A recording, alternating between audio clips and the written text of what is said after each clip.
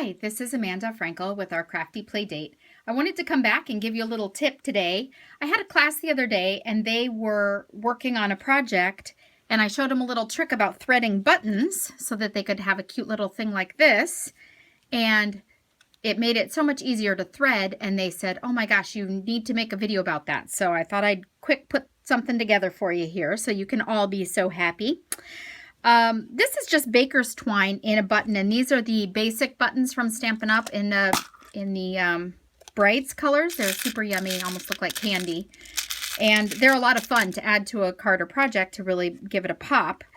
But they have holes in them, so it really looks like it just begs for baker's twine or ribbon to be put in it.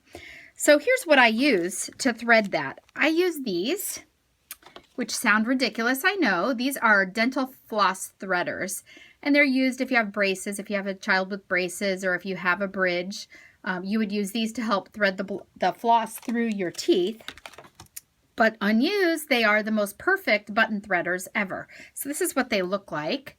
They're plastic and they're kind of firm, although they are not really going to stab or poke you at all. And you can use them to thread a button, even if you're threading a button to be with a little thicker ribbon like this. It goes through very, very easily. So I wanted to show you quickly how that's done. These are the clear vintage buttons, and I love them. They look like old-fashioned doorknobs or something, but they're great on Christmas cards too because they look like ice cubes. It has, this large size here has 2 holes in it there, and I'm going to show you how to thread that. These things, by the way, it's good that they come in multi-packs like this because you drop them and they're gone. But you will find them in the tooth care aisle at your local drugstore. Okay, so I'm just going to put the ribbon right through this big eyelet hole here. And I am using the stitched ribbon. It's in Bermuda Bay from the new Occasions catalog. So I'm just going to thread it just like I would a normal piece of thread. Okay, so I went down from the top, and now I'm going to go right back up through the other hole here from the bottom. Pull that through, and I've got my button threaded, and now I would just do a quick knot here, and then that makes my bow. And I'll talk to you a little bit while I'm tying this bow here.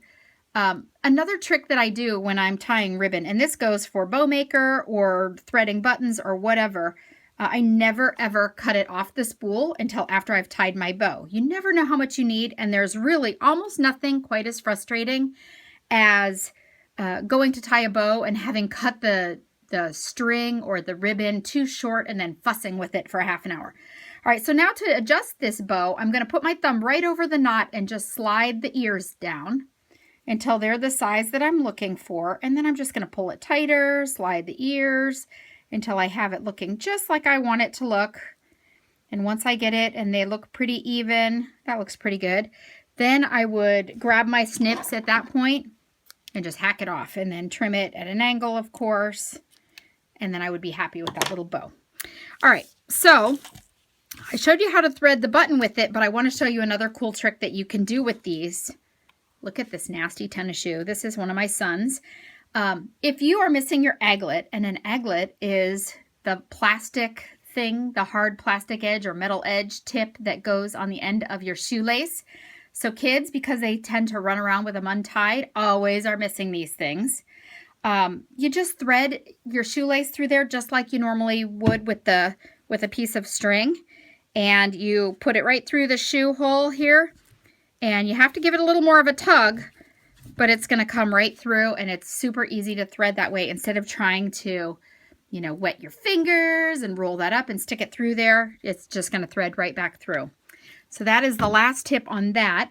If you are looking for any of these items, like the buttons or the ribbon or the baker's twine, please visit my website at ourcraftyplaydate.com and be sure to click on this subscribe button below so that you don't miss another one of my tips, and I'll have something for you again next week. Thanks so much for stopping by.